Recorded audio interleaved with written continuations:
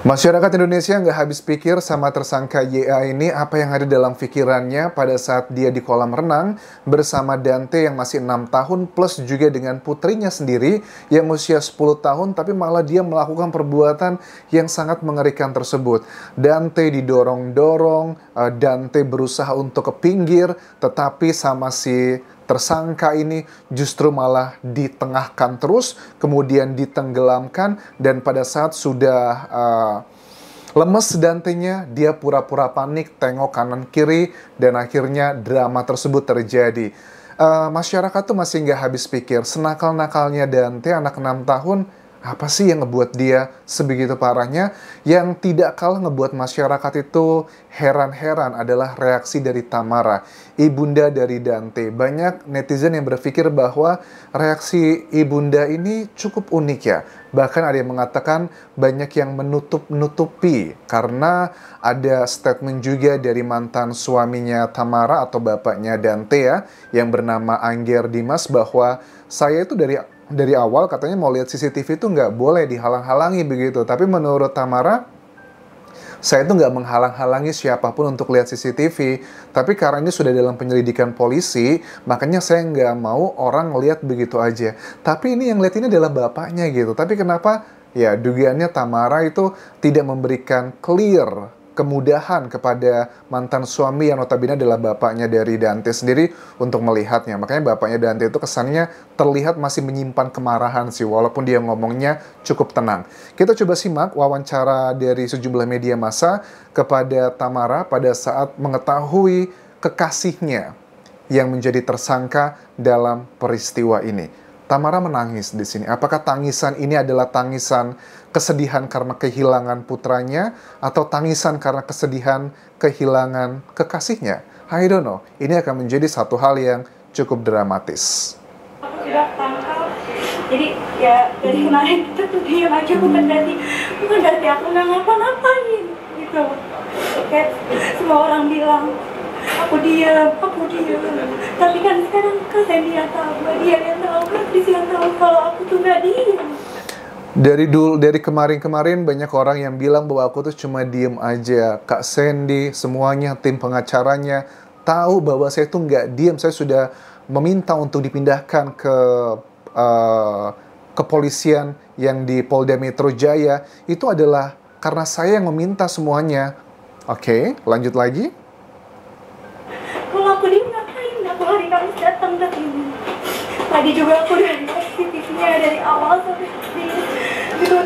Ngapain aku datang ke sini juga ke kantor polisi? Tadi juga aku udah lihat CCTV-nya dari awal sampai habis. Itu kata-kata Tamara. Gak mungkin lah aku tega gitu buat diem aja.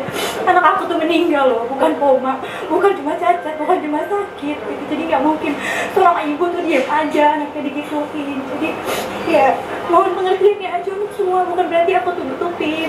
Mohon pengertian untuk semuanya, bukan berarti aku menutup-nutupi.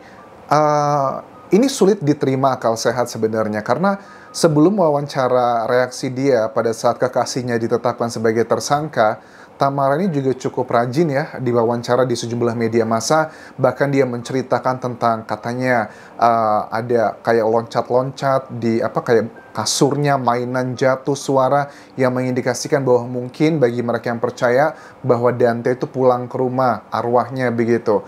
Dia cukup bisa menceritakan hal-hal seperti itu loh. Padahal kalau aku lihat dari berbagai keterangan, berarti orang yang pertama kalau dibandingkan antara mantan suami atau dirinya atau keluarganya, yang pertama kali untuk melihat CCTV tersebut selain penyidik tentunya adalah Tamara. Tetapi kenapa Tamara justru malah mengulur-ulur, kesannya nggak mau ngelihat CCTV tersebut? Ini sih sangat janggal ya. Bahkan dikatakan pada saat dia ngobrol di wawancara di wartawan ini bahwa bagaimana dengan kekasih, apakah sudah berkomunikasi? Dia bilang bahwa komunikasi terakhir saya waktu itu pada saat di rumah sakit, karena pada saat saya datang di peristiwa kejadian, saya datangnya itu nggak di kolam renangnya, tapi saya langsung ke rumah sakit. Oke, tapi CCTV itu berbicara banyak sih. Ini adalah anak saya sendiri, nggak mungkin dong saya tega sama anak saya sendiri. Tapi aku tuh mau proses ini berjalan lancar tanpa harus aku cuap-cuap dimanapun. Berarti itu pertama kalinya. Tanpa aku harus cuap-cuap dimanapun. I don't think so. Dia cukup terbuka dengan media massa kalau aku lihat. Oke, CCTV. Oke, kami tidak menutup-nutupi. Kami pertanggal 1 Februari sudah hadir di Polda Metro Jaya. CCTV bukan kami tak mau memberi, tapi itu sifatnya adalah rahasia. Yang meninggal itu anakku loh, aku tidak menutupi apapun. Aku mau keadilan untuk anakku. Nangis di situ. Agak sulit ya, maksudnya di sisi lain kita ngerasa ya ini akan menjadi pro dan kontra. Bagi yang pro dengan Tamara akan memahami bahwa ya wajar aja sekarang Tamara itu sudah jatuh ketimpa tangga pula. Yang menjadi korban buah hatinya, sementara tersangkanya adalah kekasihnya juga. Jadi serba salah dia mau ngapain gitu. Dia mau berbicara keras, nanti akan menghancurkan pihak sebelah. Kita nggak tahu backgroundnya seperti apa. Kalau dia berbicara lembut, ini adalah anaknya sendiri.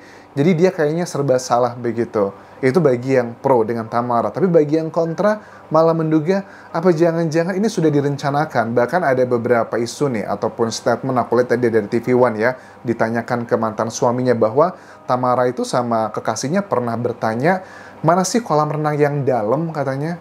Kolam renang yang dalam. Tamara juga berkali-kali bilang ke media massa bahwa Dante itu jago berenang. Sejak umur 6 bulan dia sudah dileskan. Ini dibantah les berenang ya, dibantah sama mantan suaminya. Ya memang dulu waktu umur 6 bulan itu dia les berenang, tapi les berenangnya sama saya dan juga sama kakeknya. Kalau sekarang dia nggak pernah tuh les berenang, bahkan katanya dia lagi sakit.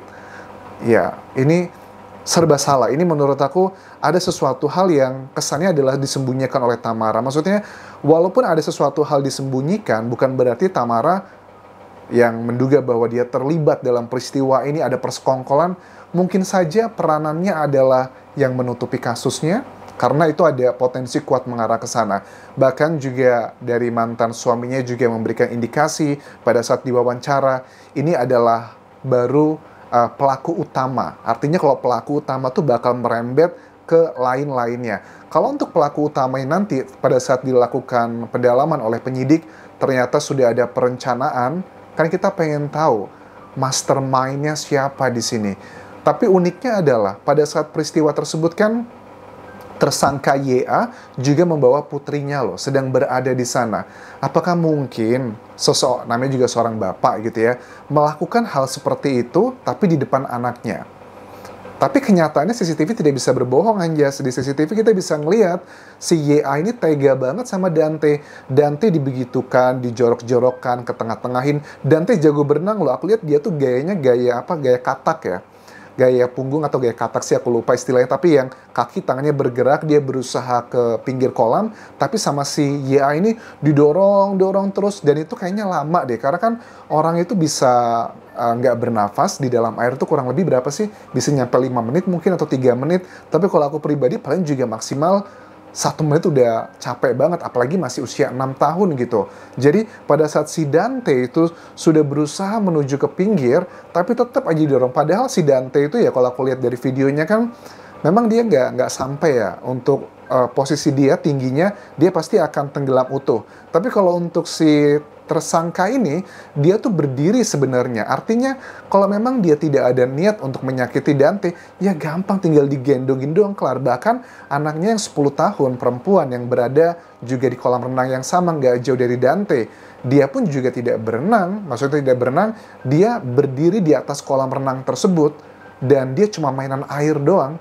Kan ini jelas-jelas ya, bukan faktor ketidaksengajaan. Kalau ketidaksengajaan tuh, seperti aku bilang ya, bahwa kalau seandainya mungkin si tersangka ini lagi main HP, nggak ngeliatin Dante, itu kelalaian. Tapi kalau ini jelas-jelas dia ngedorong-dorong begitu. Dan menurut aku tuh mungkin nggak lama sih waktu, mungkin antara 2 menit sampai 3 menit. Pada saat lemes, baru deh dia panik, lihat kanan dan kiri. Dan langsung dibawa ke rumah sakit. Tapi kan harusnya dilakukan CPR ya, penolongan pertama.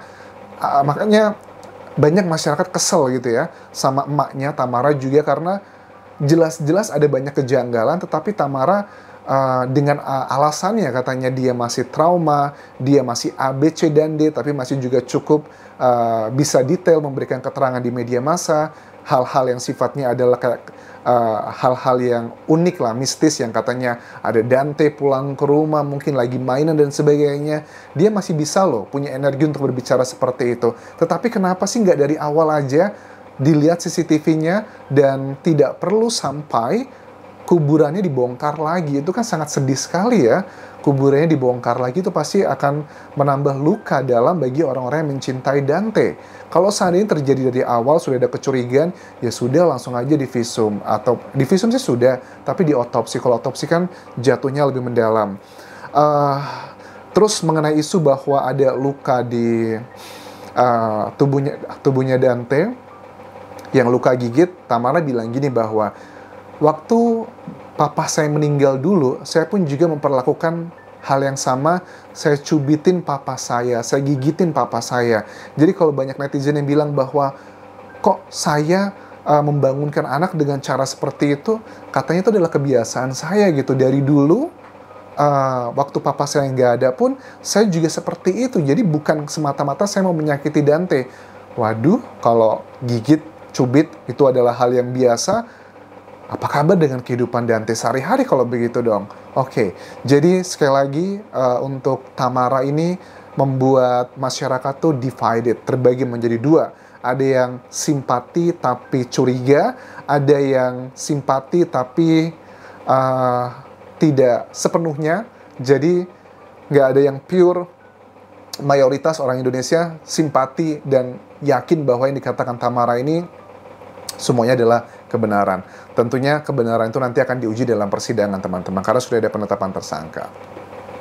Oke, terima kasih ya sudah menonton. Sampai ketemu lagi di video berikutnya. Tinggalkan like dan juga komen, subscribe channel YouTube ini, follow Instagram, Facebook, dan juga akun TikTok Dian Jasa Sumara. Sampai jumpa.